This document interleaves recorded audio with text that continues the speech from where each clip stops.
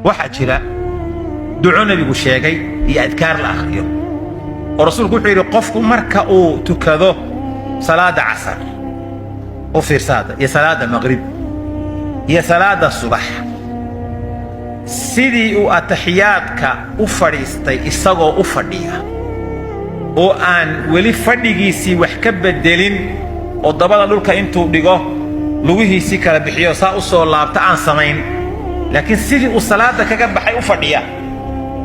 oo 10 jeer ku saliya nabiga calayhi salaatu wasalaam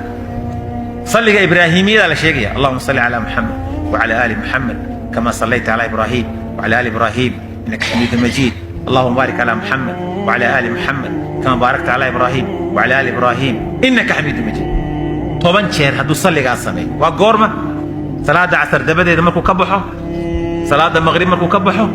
iyo salaada subax ilaahay aqal buu jannada uga dhisaa buu nabiga calayhi salaatu wasalaam marka 10 jeer akhrisidba waa daar baa lagaga dhisay waxaa laga yaabaa adduunka inaad guriga ku lahayn dhaqaalaha ku dhisatan aadan haysan karaale iska tahay halkan haddaadan guri ku hayn xaggaa ka dhis kuwa badan